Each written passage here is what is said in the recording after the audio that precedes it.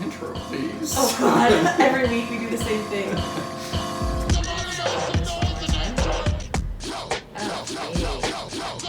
It's gonna be fantastic. Welcome back to Gas Up the Podcast. This is me, Romain. Me, Felly.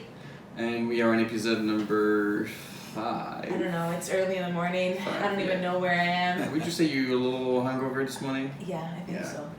So I think my hair would say that. Yeah, didn't we not just do a podcast on addiction last week? Just kidding. She's not. That was just a once in a lifetime. Anyways, Roman, we have a special guest today. His name is Jordan Wagman. Hello. Jordan, did you wake and bake this morning? Every morning. Every morning. Every morning. I'm a Wow. high functioning pothead. Oh, I need to get there in my life. Oh yeah, no, I'm a high functioning pothead. I need to be at that point in my life where I can just be high all day. Listen, it's also because of my psoriasis, Okay. right? Because I've always I was diagnosed with psoriasis at 12, so at 16 I really started to use cannabis to help me sleep. Okay. Because the itching was always brutal. But yeah, even today at 48 years old, whether I'm meeting with presidents of companies or, just working or going to work out, every morning when I wake up, You just light one wake up. and bake. Really? Like on the bedside table? Never, Oh. never. But funny you should say that, because when we renovated my home, one of the questions was, okay, so the kids are getting older, I need somewhere to go outside, and not to expose my wife, but she too is as big of a pothead as I am. Okay. And so, okay, what are we going to do? I think we're going to build a little patio outside my bedroom. Right. So that's what we do. So I don't roll out of bed and smoke it in the house. You but smoke on the toilet? No, I Oh, roll out okay. of bed and smoke it on the patio. Oh, okay.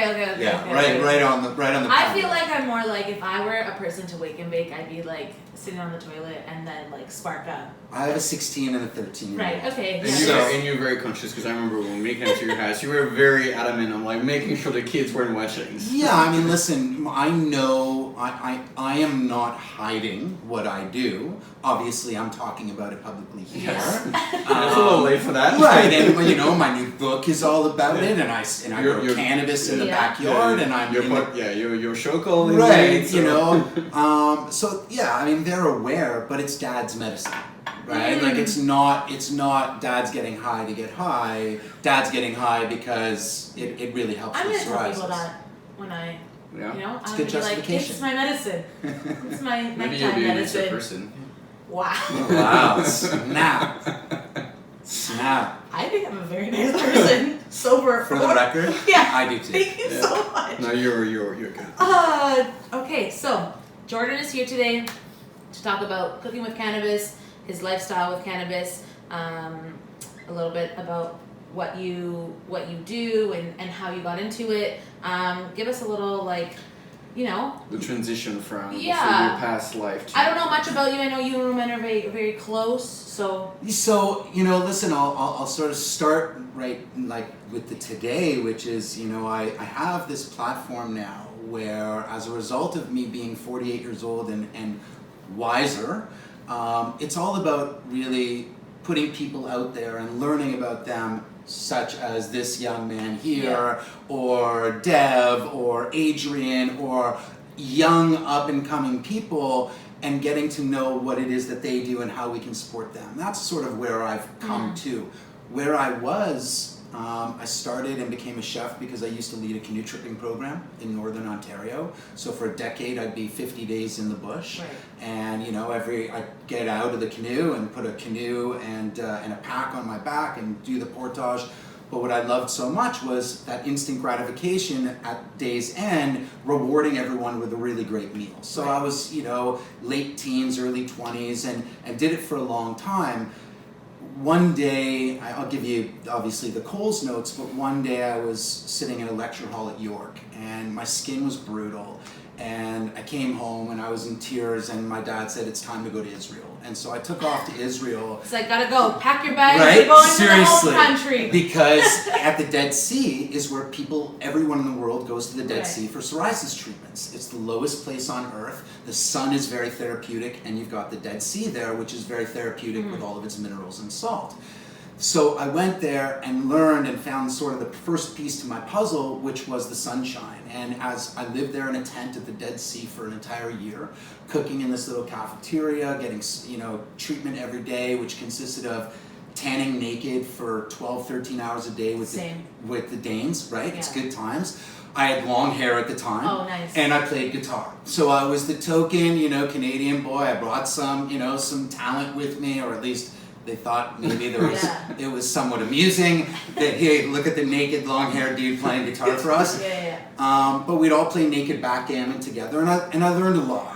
I need to be part of this cult. Whatever it is. It was so awesome. And my wife and I, she would come down. She was in Israel at the time too, and she would come down and play backgammon, and they would let her in. Anyways, so I learned a big piece to my health puzzle, which was the sunshine. Yeah. And so when I moved back to Canada, I fell in love with food. I knew that after I went to university, it really was not what I wanted to do. I didn't learn well in that type of environment. Here's homework, do homework. I knew what I wanted to do. I wanted to go to culinary school. So because of my psoriasis and because learning that the sunshine was so helpful for me, I decided that I was going to move to Florida. So that's when I decided to go to culinary school and at the same time get healthy again and sit in the sunshine. And I lived with my grandmother, and so it was an amazing, amazing experience. The first day of culinary school, the chef said, if you're going to wash dishes, you wash them in the best restaurants that you can. To me, that meant if you're going to work anywhere, you work for the best. That's where you'll learn the most. So I started working for the best concurrently while I was going to school, working at East City Grill and Cafe Max. Came back to Canada a couple of years later. Mark McEwen walked in one day. I was the chef of a small little place in Yorkville on Cumberland. And actually, it was me, my friend Franca was friends with Mark McEwen. And Mark McEwen was going to be at this event. And she said, would you like to cater? And I said, yeah, absolutely, I want to be there. Long story short, Mark McEwen walked into this event, and later that night after I was schmoozing, he offered me an opportunity to go and work at the Air Canada Centre. So that's where I really enjoyed a real corporate experience, and I started off as a chef at the Air Canada Club, and then went to the Platinum Club. Really enjoyed it. Working in a unionized environment is not easy for a creative chef, creative cook, because there's a lot of restrictions. But I ended up realizing that, my skin was not healthy here. I had been back in Canada for a couple of years. I was going to move to Jamaica, and it was my dream come true. And this is the worst story ever in my professional and personal life, where I went twice. It was the week before my wedding. We were getting married February 2000, and I went out to Jamaica second time with my bags to choose where to live. And they said, and I did what I always did. I'd take off my clothes, I'd put a bathing suit on, I'd go to the beach, and I'd tan, right? It's good for my skin. They called me in and they said, would you mind staying an extra day? It was literally like 2 days before I was getting married. And they called me in the following day and said, no one will eat the food if you cook it. No one will eat the food if you cook it. Why? Because you have a contagious disease. So they determined that because of my psoriasis, which is in no way contagious, that I wasn't going to be awarded the job as the executive sous at the Grand Lido Resort in the Grill. And so my honeymoon was there. We were living there. I'd already given my notice and everything, and my life changed, and it devastated me. But from there, you take the worst and you make it the best. Yeah. Everything that's happened in my life as a result of that, whether it's moving to California or then having an opportunity to go to Colorado, and really ultimately culminating to when I was your age, getting nominated for a James Beard Award. That was really, at 30 years old, it was like, your age. Sorry, he's much older. So, you know, I was such a young man that I was like, I'm done. I hate this life. I hate it. My wife was skiing with my sous chefs in Colorado. Like every weekend she'd go to Aspen or Breck or whatever it was. I was like, this is not a life. Yeah. So I moved back and I joined my family's business. I'm director of sales in that company now, and I have my culinary life as well, where I write cookbooks and I provide private dinners. My whole life, I'm classically French trained, but 6 years ago I sought the help of a naturopath, trying to find that second piece to my puzzle. The first was the sunshine. The second was food. All along it was food that was causing so much inflammation. From one meeting, I removed gluten, dairy, refined sugar from my diet, nightshade vegetables. Here I am drinking. I haven't had rice. Listen, but it's balance, right? But that's balance. My life changed. Started eating cannabis, and 6 years later, I live a much healthier existence. And so I come at cannabis from health and wellness, trying to encourage people to include it not for only recreational purposes, but that it can really help to heal us. It's an incredible ingredient. So that's sort of amazing. where I That's am an amazing today. story to And it's funny because like growing up, I had a lot of, I had dry skin and I was like itching a lot, and then I saw so many people and then they were telling me like, we don't know what you have, and then eventually I was diagnosed with psoriasis, and the person told me the two ingredients that you need is, it's just like the sun, right? I never know about the cannabis part, they held that, but now that I hear it, I'm like, I didn't know there was a way to treat it, but it's nowhere near as severe as yours, obviously. But that's what, like the sun it's insane how much better I am in the summer versus the winter. Like I can tell, like winter comes in, I can see like dryness and like heating, and it's crazy how it's horrible. It's I envision, and my life is different now because of the pandemic, where I'm not going to be going to meetings every day and going to the office every day. But every winter, I'd get up and I'd put on medicine or coconut oil, and it's minus whatever outside. And think about what happens. You put on jeans, and then you put on a blazer or a button down, and it freezes to your body, and it's the most uncomfortable Shout out to feeling. that Toronto weather. Yeah, there it is. To not Jamaica. Not Jamaica. Yeah. That's why, it's I really do miss the good weather. Have you tried actually tanning? Because I do that in very limited, and people are like, why are you going to a tanning booth? And No, I'm it's like, so good for your skin. and I tell them it's good for me, and they're like, you're crazy. I'm like, no, like it actually helps me. So here's what I would say to you. The answer is yes, I go all the time, but not tanning beds. So there's a big difference. So I go for UVB treatment. The UVB treatment is, these lights are more powerful than anything you've ever experienced because it's in a medical environment. I've never been higher than 2.5 minutes or 3 minutes in this thing. Right. And it reduces skin production. And it's one of those nights where I know I'll be smoking a joint at 3 o'clock, 4 o'clock in the morning because I won't sleep. That, as soon as I burn myself that way in lights, although the following couple days it does have a long-term great effect, in the short term it's painful. Very. Wow. Up here too. Yeah. Psychologically it's painful. Yeah, when you think about the actual, what are you doing to yourself? Right? Yeah. Back to like how you change your diet. So you're dairy free, gluten free. Yep. Refined sugar free. Refined sugar free. No nightshades. Wow. No nightshades. No rice. No rice. No rice. Rice converting to sugar in my body. So I removed. So here's a couple things which are really interesting, right? Bread would Love it. always. Me too. Make it. Can't live without I it. make it all the time, but it gives me heartburn every time. Okay. Clamato juice was something where I would always get a stomach ache. Love a Caesar. Me too. I love them, but I haven't had one in decades. Yeah. Beer, love beer. Okay. Would always give me a stomach Yeah. ache. And so when someone finally sort of circled these ingredients for me and highlighted it for me, I'm like, holy, can I swear? Yeah. Holy shit! Oh, you're swear. you're a dumbass. Like, how did you not know, Yeah. as a chef, as someone that's involved in food your entire adult life? Yeah. How did you not pinpoint it? And really, I did, because I never ate pasta. Because it impacted me negatively before I went to this naturopath. Right. I hardly drank beer. I never drank wine because not since my James Beard dinner in New York have I had Wine. really wine. And that's 20 whatever years Yeah. ago. 18 years ago, I'm dating myself. Holy shit, it's only 18 years ago. But still, like, it always negatively impacted Yeah. me. And so I just felt like a dumbass that after that meeting with the naturopath that I never sort of keyed in on it myself. Mm-hmm. So.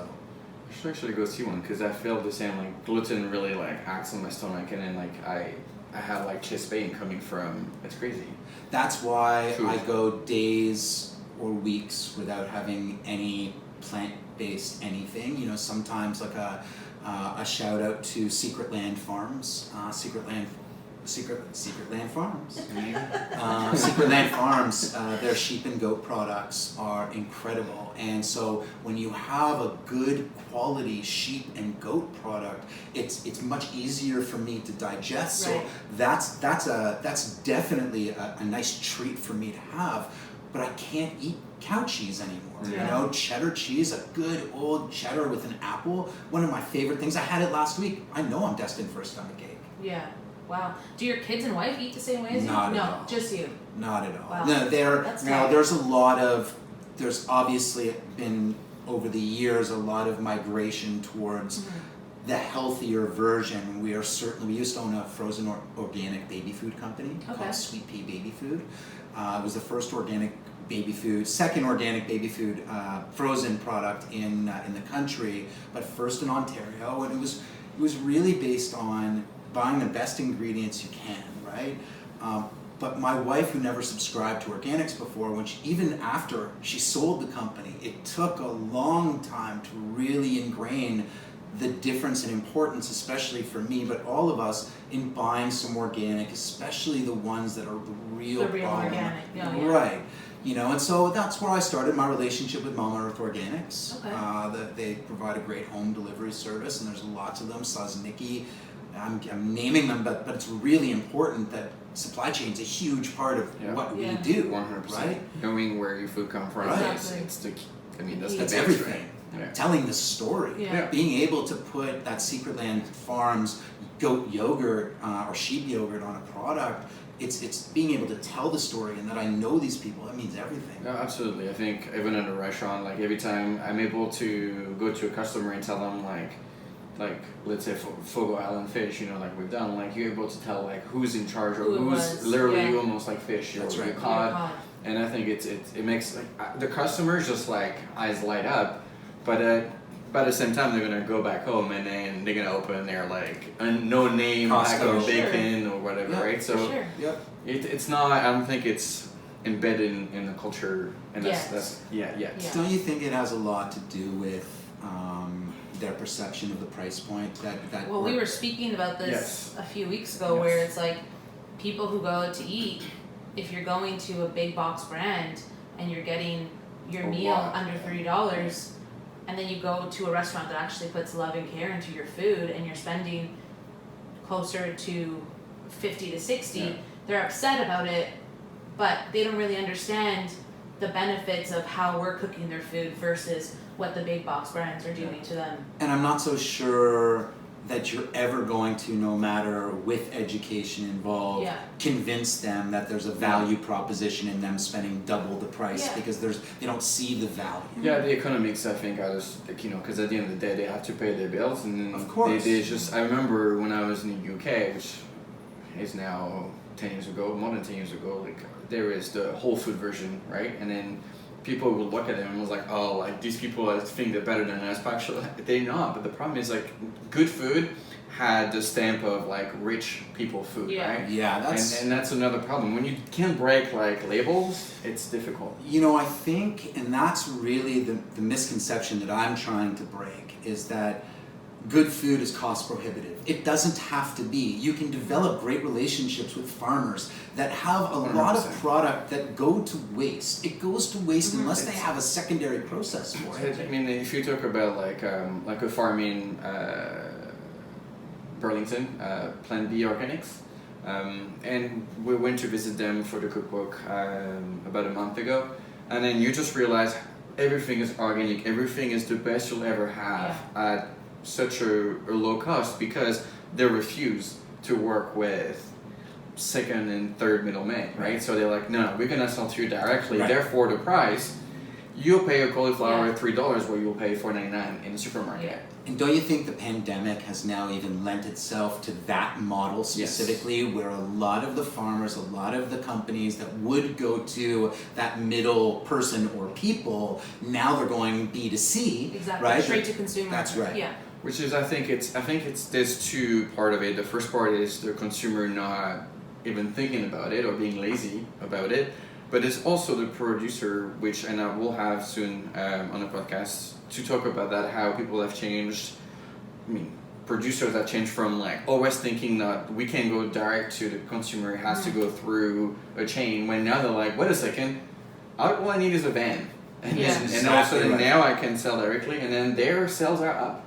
When they think, because they sell, well, they don't sell for more money, but they make more money at the Because sell. they're not. And they Yeah. have more customers, because I mean, having 10 restaurants is fantastic for your list, but now you have 10 restaurants and 200 families. Yeah. 100%.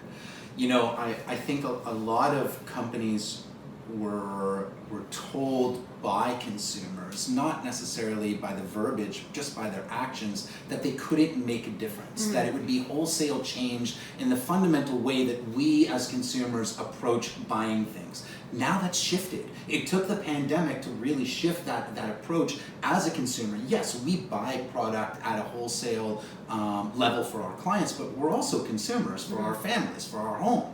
And so if we can go and we can call on Sosnicki's, who I found out like for whatever, $200 a month, and that's, when I tell you, like, as there's so much value. I saw a picture this week from a friend of mine, the box she received in food stuff that they grow on their farm. Yeah. I mean, it's $150 worth of groceries right there.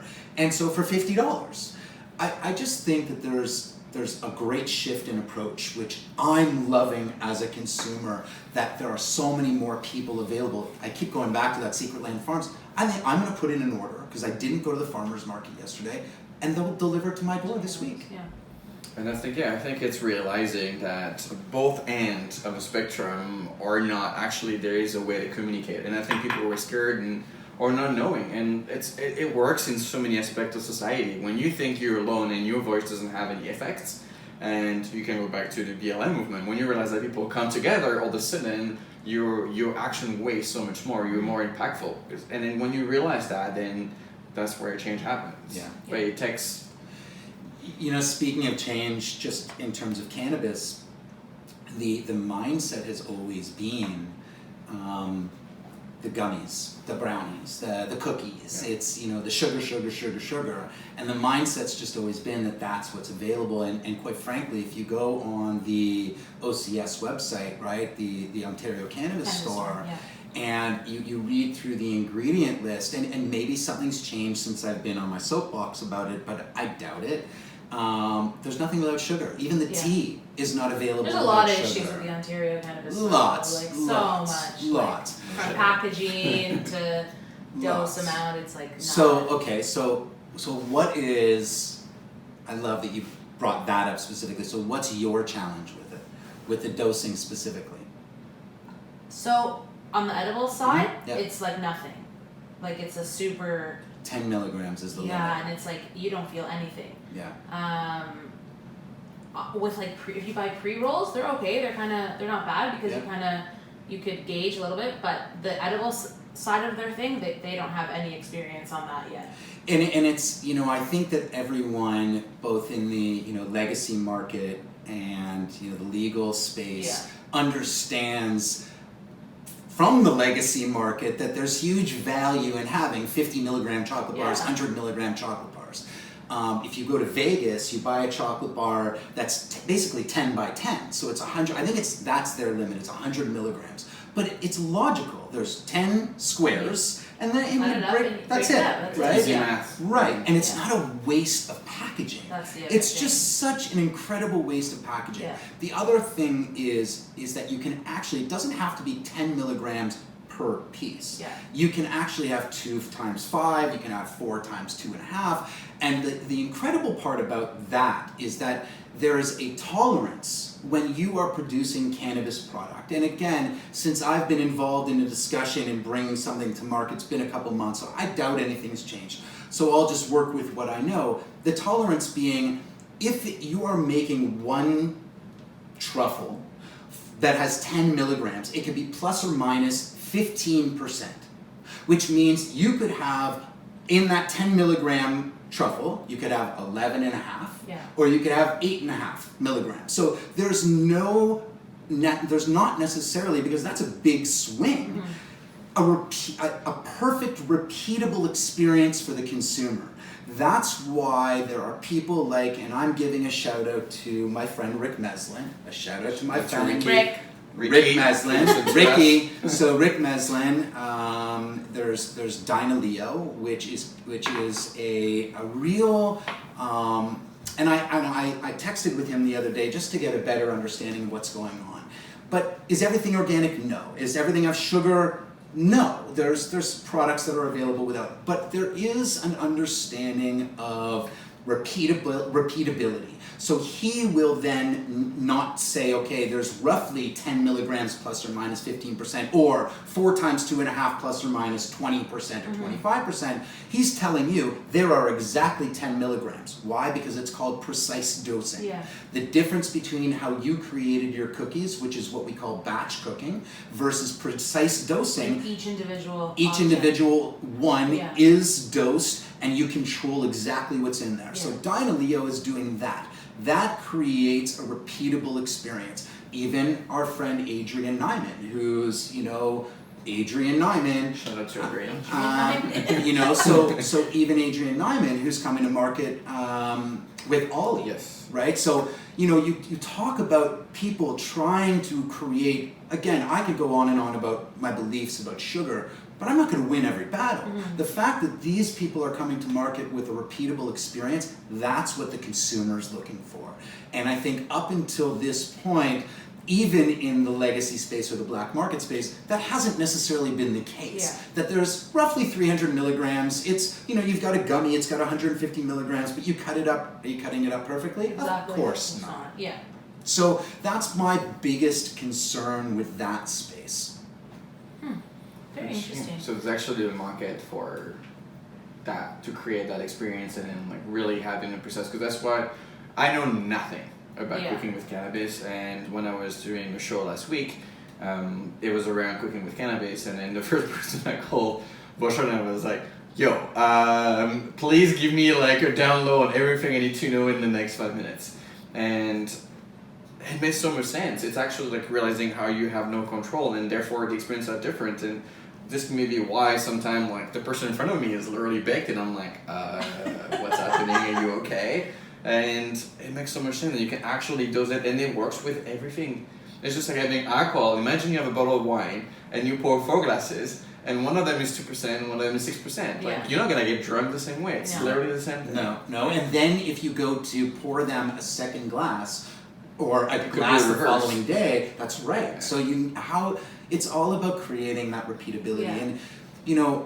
And again, I come at things very differently. So my home is my restaurant. Okay, it has been up until the pandemic, where I have an island that is 10 feet long and 12 people sit around my island. My range is right in my island. It's a beautiful kitchen, by the way. Thank you. And shout out to whoever. Yeah, it's my brother-in-law Ophir. I mean, listen, Rado Drywall. He's an amazing contractor. I will say that. So next week I want to see checks on that table. Okay. I actually need a new island. So there you go, Ophir. There you go. And so do I. I'm redoing my kitchen, so.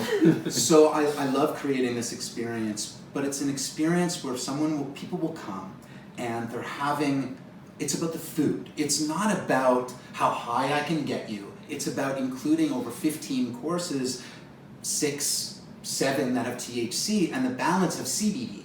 So that where there's a great sort of impact that CBD has on us, and I love it, and I only talk from a personal standpoint, how it really seems to lower my inflammation. And so, and I spoke to this, how I think it was off camera, how because I'm not including sugar in my products, in any of my food stuff, that there's less of a barrier to the absorption. So I have people coming into my home or my restaurant space and saying, yeah, I can eat 100 milligrams or 200 milligrams. And these people are heroes, men and women alike. They're heroes. I know that my tolerance is 50 milligrams. That's where I am perfect. And they come in and they're like, you know, they look at my chalkboard, which has the menu on it with the amount of milligrams per course. And they'll say, but I'm only getting 25 or 26. I'm like, dude or dudette, do not worry. Plus, if you want more, have at it. There's more chocolates for you. There's more fruit roll-ups for you. Fruit roll-ups. They are delicious. Shout out to you for roll-ups. They are delicious. Thank you. About to shoot this week with Royal Agricultural Winter Fair. Yeah. They're doing an online version. Yes. So I'm doing actually the fruit leather for the infused fruit leather Very for cool. them. Yeah, and listen, it's all about creating the experience. It's like any other restaurant we go to, where if the food sucks and the service is good and you're having a good time with your people, you'll give them a second chance maybe. Yeah. You know, if the service sucks and you're having, but if everything sucks, I'm out. I'm never coming back. Yeah.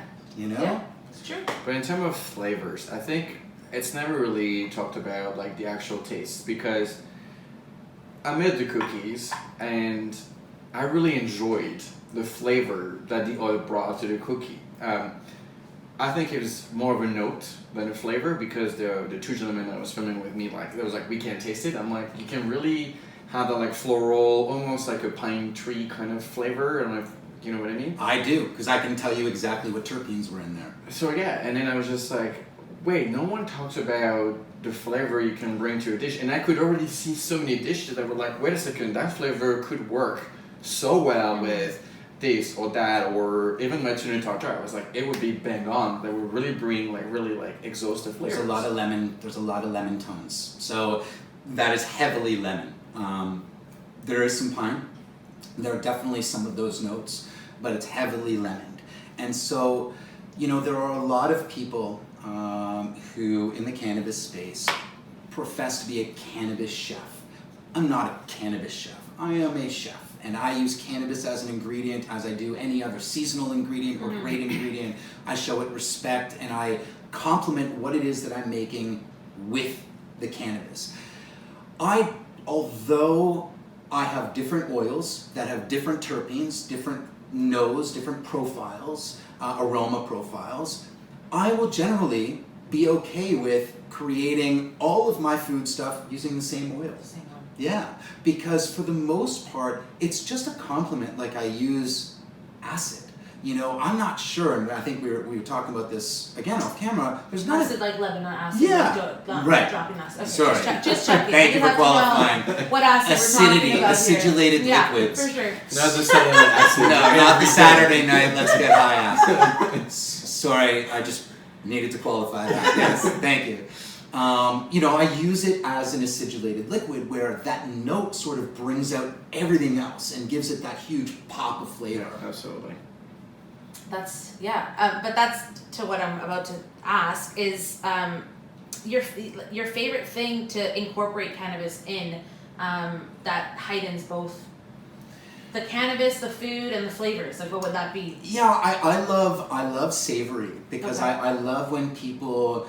I hosted through Kitchen Toke magazine. Okay, so Okay. Kitchen Toke magazine, Jolene Rivera, she created this magazine for the use of cannabis for health and wellness. And if you're familiar with Cooks Illustrated, it's very, very, very similar in approach to Cooks Illustrated. It's beautifully presented.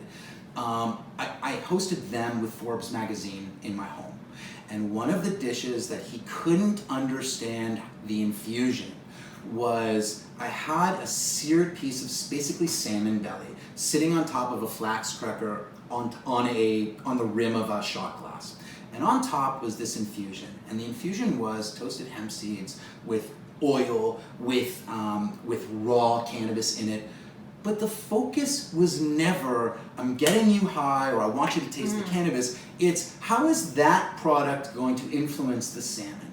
I think for me, the best thing that I've ever come up with is that hemp crust is that where I will combine the oil with a smoked olive oil and some raw flour and some chives that as the hemp hearts sort of cool down, it almost sort of toasts it and dries out the chives so you get that real sort of oniony aroma to it.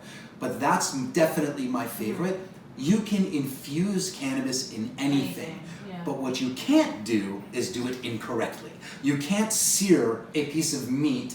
You know, I don't care if you're adding oil to butter or whatever. It's not going to bring up the smoke point of your butter like an oil would, right? So you're not searing in it. You're not getting it super hot. It's a finishing. It is. That's exactly right. So when you can, you're always adding it to room temperature food stuff. I do put it in ice cream. I won't hesitate.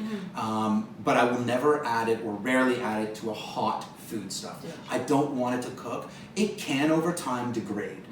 But whether I'm cooking a brownie, you know, in the oven for 10 minutes or 12 minutes at 300 degrees, it doesn't seem to impact it negatively. So, but the answer is savory because it's a bigger challenge.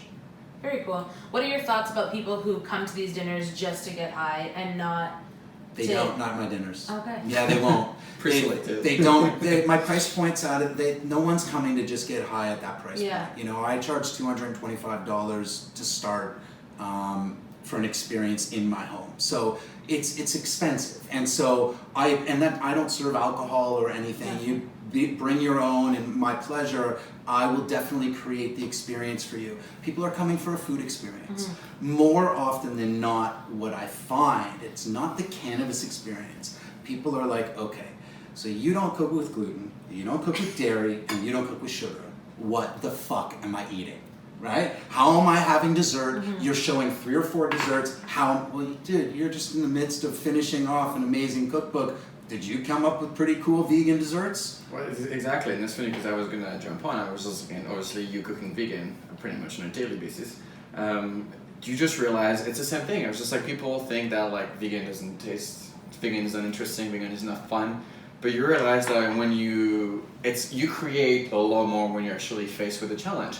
That's the word, right? When you have all the options, you're like, well, I mean, I guess I'm just gonna do that again. When you remove it, I'm like, now I gotta think. So if I give you butter, sugar, flour, okay? I mean, we could sit here for days. I'm gonna make you nice and clear. For days, right? But now I'm gonna give you raw cacao, coconut milk, and almond flour. What are you gonna do? And so that's where I agree with you. That challenge came in big time for me. How do I relearn how to make all the food that I love? My beautiful decadent brownie, right? Avocado, coconut oil. It's aroma-free coconut oil. Why? My kids fucking hate coconut oil or the flavor of coconut. So if I use the aroma-free, I get the mouthfeel of butter. So now between avocado and coconut oil, I've got the mouthfeel. Right, I've got the fat, I've got the mouthfeel. It's recreating. So you take a brownie and you over a double boiler, I've got avocado and coconut oil and raw cacao and maple syrup and a little bit of instant coffee. I mean, boom! You start to fold in some almond flour and you bake it. I mean, you're talking about any ooey gooey beautiful brownie, but now it's recreated using the ingredients that don't impact me negatively. Yeah, the thing is just people don't. It's almost like, and that's how that's why I did the book, because I want to be like, I'm tired of just doing what you do every day, and then like, why, you know, like you don't create. I'm bored of cooking. You know what I mean? Because you're like, I do the same shit every day.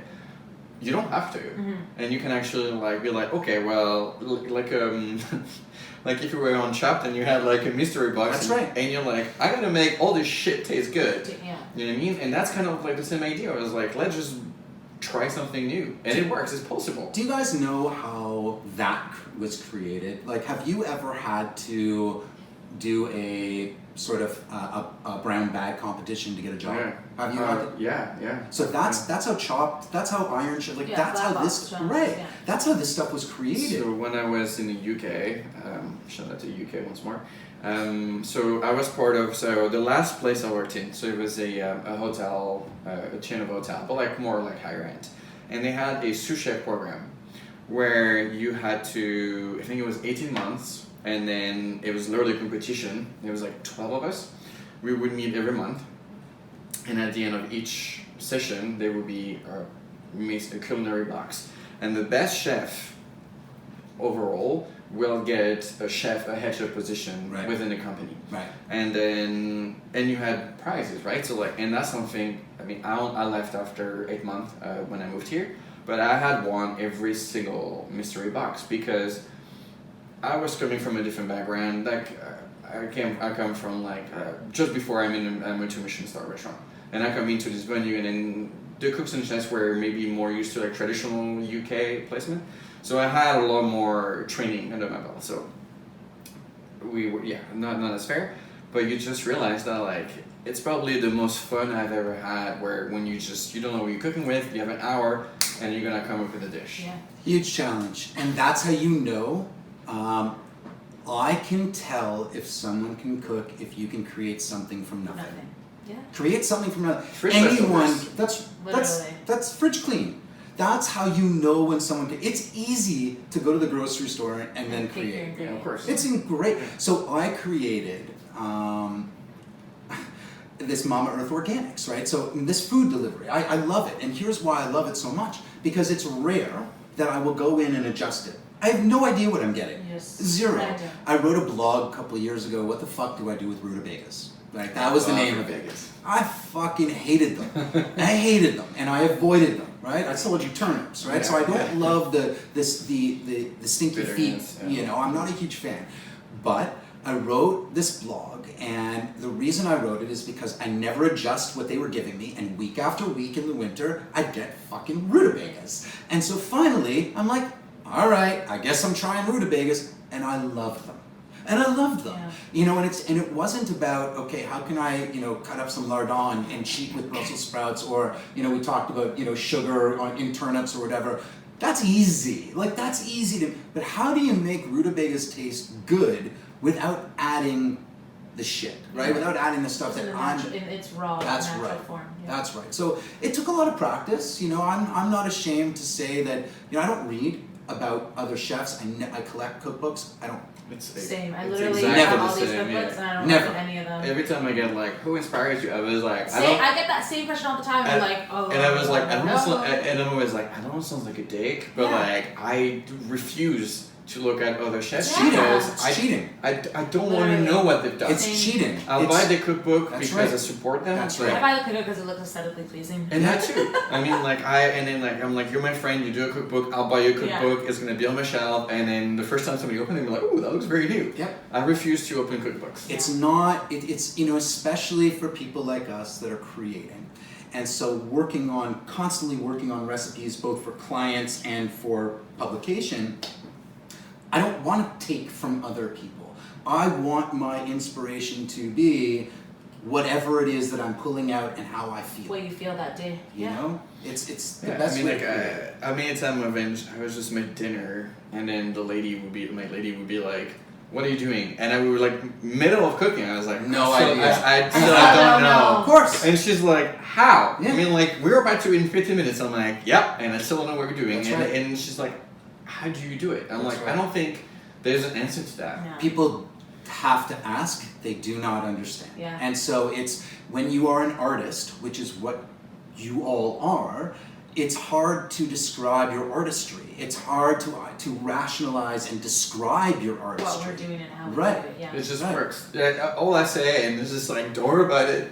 It'll be good. And you know, you chase it was like, oh, like, can I go into the pantry? I'm gonna add a little bit of cherry vinegar. Right. I'm gonna add a little bit of Right. Tabasco. Shut up, Tabasco. And like, or anything. And you're just like, I don't know, like. No, it's that's just, the hardest thing for me when I'm cooking or like making something is having to create it and like write it down and recipe it at the same Oh time. my god, recipes are Because right. it's literally my worst nightmare. Yes. Because I can't go off like 10 grams of salt or, you know, all this stuff. It has to just be like whatever I feel and as I go. I think, and this is so important for me, my brand, and what it is that I really sort of preach. It's technique, it's not Yeah. recipes. Yes, I agree. So I'm going to teach you how to make something which then has 1,000 variations. Exactly. Because You know? like the day you make it, the ingredients that you have in front of you will be completely different 100. based on where you are in the world even. You know, I explain to people, so I make what I call a pesto sauce. So pestos are a huge part of my flavor profiles. Why? Because I'll deglaze pans with them,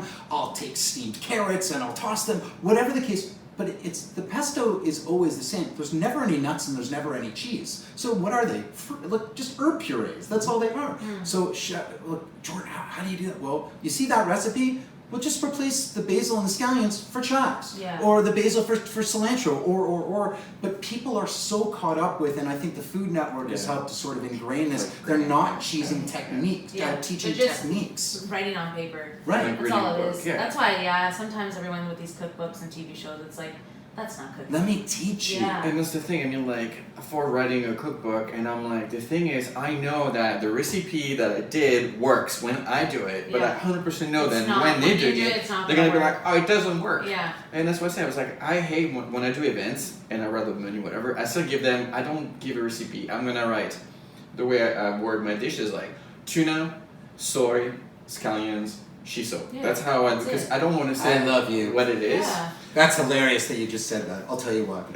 And then like I always tell whoever's helping me, whether it's my friend Cole or whatever, and I was like, I hope no one's asking me for a recipe because I don't have one, and I don't want to have one. I don't want to have one, exactly. So I need to just pull this up because I have an event this weekend, and I wrote a recipe, and no nuts, there it is. So I wrote my recipe, or my menu, and it was 10 courses, and it's street corn chowder, groat crema, basil pesto. It's potato galette, smoked salmon, pickles. It's tuna, avocado puree, potato chips, Ontario pickerel, tomatoes. That's it, right?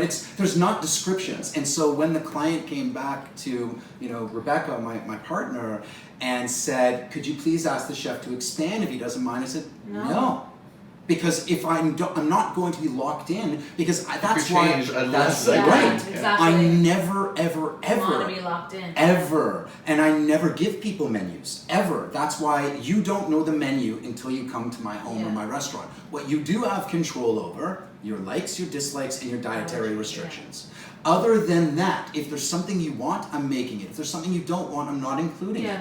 But it's 15 courses. I create. And I don't know, to your point, that whether it's 10 minutes for you and your significant other, or it's for your clients, I have no idea what I'm making. I have no idea what my garnishes are. If I get sunchokes in my basket, for sure I'm going to make some sunchoke chips. If they're, they're just, until I get it, I have no idea. But there's one thing that you know is they will taste good. Most of the time. So I'll be honest, I take a lot of pride in flavor. And so I used to worry about 15 moves on a plate. I don't focus on that anymore. My man loves that shit. No, but like if you look at it, that was my life up to the last 4 years, I would say. And you see how my food is now, how I've like taken out so many steps, so many ingredients. Because I'm like, you know what, at the end of the day, like, the techniques and then like, I love my tweezers, don't get me wrong. Because I still think I can like place things better. But there's no We're like... not shouting out to tweezers. No shout out to tweezers, I'm sorry, I still love you. But I love my tweezers. But at the same time, the dish is not 15 types of celery. Because the flavors of celery will come from, doesn't matter if you eat 15 ways, Who fucking cares? it will taste like celery. So maybe this is also a reason why you've had to sort of evolve a little bit towards less, right? And I always feel like now less is more. But because I'm a one-man show, right? I don't have people in my kitchen. We talked about Chef Stephanie Tucci, who's one of my favorite people, and the only person that I've really had as my second. She's cooked with me 2 or 3 times, right? So I have tons of events. I'm a one-man show. If I start to have 15 moves on a plate, how does that work? So, chicken kale meatballs with my cherry tomato sauce and some fried kale. There's 3 moves on that plate. 3 moves I'm incredibly proud of, but it's stunning. And it doesn't have to be more than that. And it's true. I mean, like, I hate to say because it's harsh, but I mean, the reason why I had to as well was because the talent level, right? When you work with a team of 5, you can have 5 really good talent. When you work with a team of 15, you're going to have to make. And I've had this chat with some of my friends, people that work with me at one place, and we work in another place, and like, what's wrong with you? Like, and I'm like, I have to adapt because. And that's why I'm always using the same people when we do more like in dinner, because I need someone that's gonna be able to do. And the second I don't, I get so mad because they're not able to execute. And it's like a position player on any sports team, right? So if you play with someone long enough, you know, Kyle Lowry always knew where DeRozan was, right? Yeah. They were so close and they were in each other's heads. And so that was part and parcel with why he was so upset why he was leaving. Of course, it's his buddy leaving, but he knew him so well. So when you start to work with someone, they know what your next move is. And so all you have to say is, chef, chips, or chef, octopus, or what, and you don't have to give any more explanation than that. Yeah. They know exactly. Salad, next course salad, sear scallops. I've already taught you once how to sear them. Now you know how to do it, right? So it's really, once you learn to communicate with one another, it's incredible. Unfortunately, it's also where I say, I love being the guy that peels your carrots and does your garnish, and I've done everything in between. I love that, being able to say, hey, look, and being in control. And I've done everything. Yeah. And where do you go for that type of experience where, you know, I don't know, does Statlander have people in his kitchen? Like, again, there's no comparison between Jordan Wagman and Stat. That's not what I'm saying. I'm talking about how specifically this guy does absolutely everything and is involved soup to nuts. Right? Jamie Kennedy too, like all these guys. And it's just, I don't know, like for working in kitchens where like the last 2-3 last position that I had, where you're more of a behind the scene kind of chef, and you don't have control of your menu, and then you're gonna send food that's not good and you don't even know. And even though you do your like mise check and everything, it's not the same. When I make the mise, I know that everything is the way it's supposed to be done. And even you have mise in front of you, all three of us, talented people, we're gonna do 3 different things with that mise en place. So, you know, so it's really, and this is as a business person and leader, I'm a much better chef today at 48 years old because I have a much higher business acumen. Right? So I understand the value in teaching people how to execute something, and I'm okay with repetition. Now, make the same mistake over and over and over again, well then maybe it's not me, maybe it is you. But make a mistake. I'm happy to teach you, whether it's sales, whether it's food, but if you gotta be, I want people to learn. Ultimately, that's the goal, right? I want to better someone's life. Where I was that angry chef years ago, where I'm now surrounded by people who don't believe in that mentality anymore. But I was that, give me that fucking plate now. I'm in the weeds, right? Like, I'm 5 minutes down, I got 3 of the 4 plates sitting in the window, and you're telling me it's 2 more minutes. I'm done, right? So I was so angry as a chef. I understand now the importance of sort of giving back and being a leader. Yeah. I mean, I think it's maturing, and it's like realizing that it doesn't make it better. No. Not for you, for your team, and for the customer. And the food. Yeah. The food doesn't. The food's not going to be better if everyone's angry. Food, everything tastes better with a smile. And you know, it's true. And you're not helping. Again, you go back to the 15 components. You're putting more pressure on in your cooks and yourself to make it to have the same 5 plates happening at the same time. When it's 3-4 elements, it's a little quicker. Yeah. Do you think that that's the future, where it's more about less, where it's the days of the white tablecloth? Well, I mean, restaurants have, like bigger names have kind of like turned their back on the Michelin, and like a lot of components. Like we see a lot more people being rewarded. But even like through COVID now, everyone's like, we can't afford to. We can't afford to cook like this and eat like this. And Right.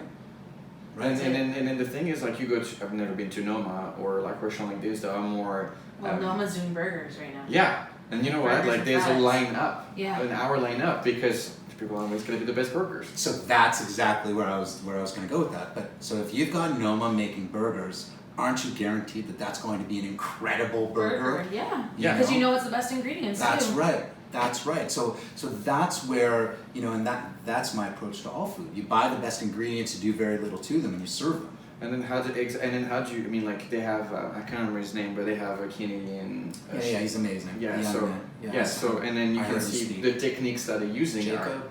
I think it is. Yeah.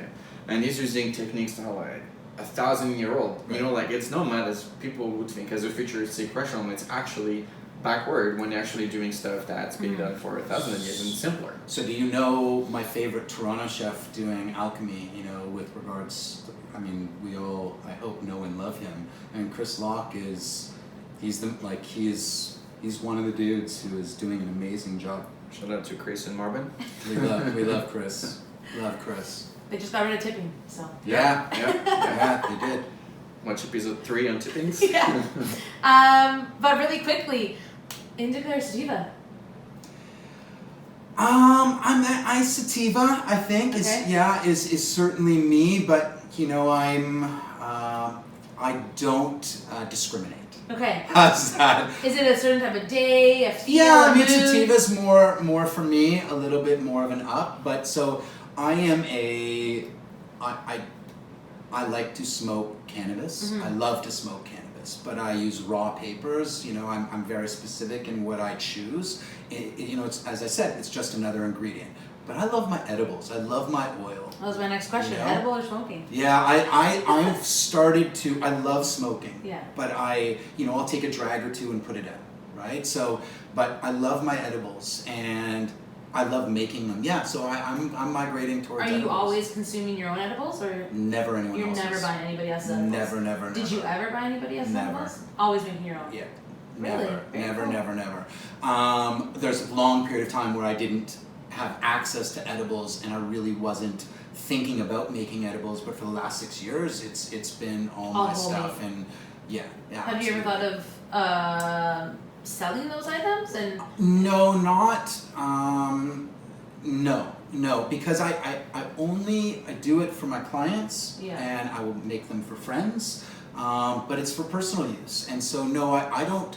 My culinary life is not driven by dollars and cents. So if I only You're a do good it for the person. love. Well, I do it for the love of the game. my man does it for all the dollars. I gotta pay those bills.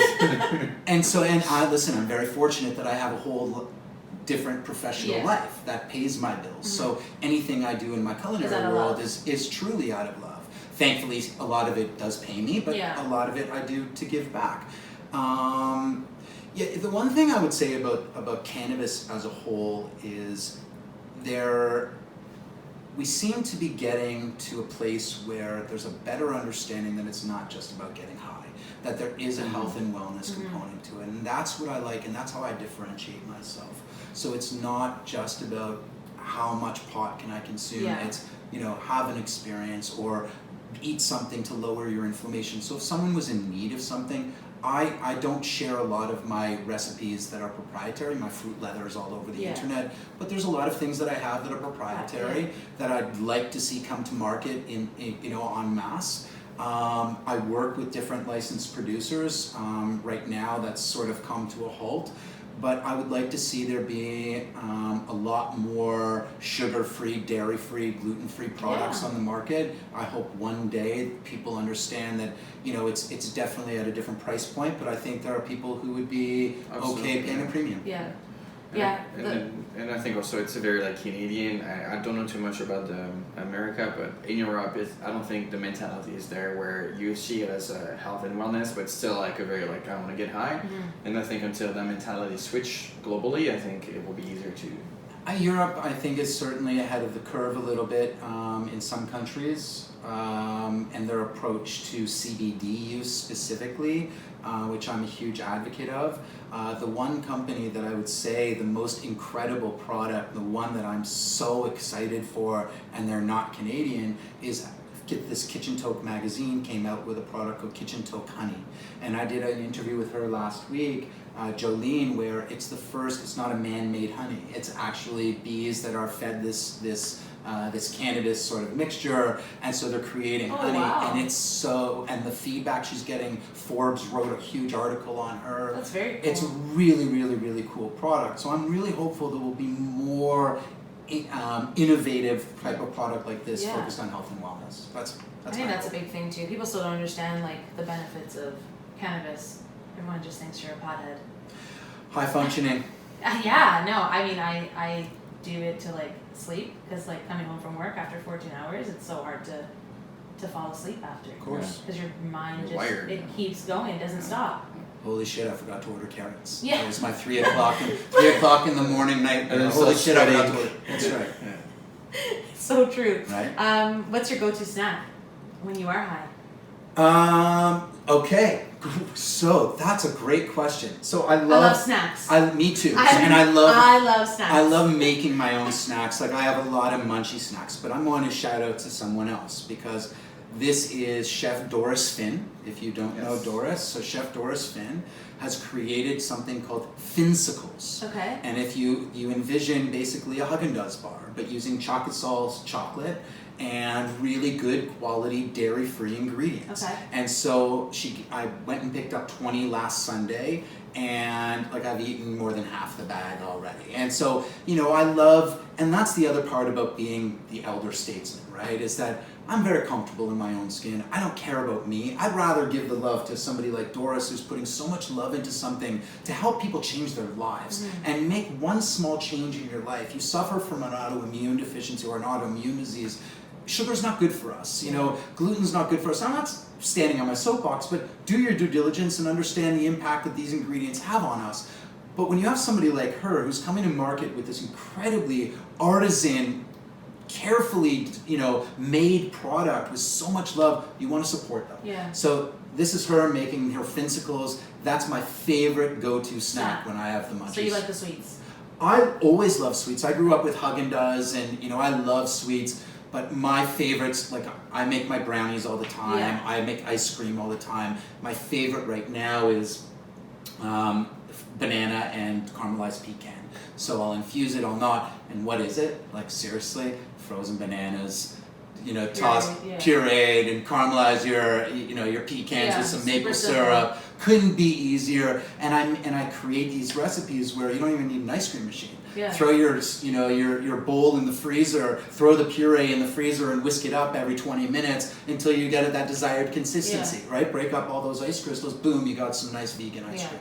So I love making my own, but certainly Doris Finn gets the go-to for sure. Very cool. There you Shout go. out to Doris. Doris. Well, that's it, everybody. You got Thank the you so ins and much. outs of Jordan Wagman. Thank you. Thanks Thanks for for having coming me. this morning. Thanks for having me. Hopefully by Appreciate the time this airs, my hangover will be done. I would have certainly God. hoped so. Hopefully. That was fun. But thank you very much. Guys, thank you for listening to Gas Off Podcast. And we'll see you on the next episode. Yes. Peace. Out. Peace.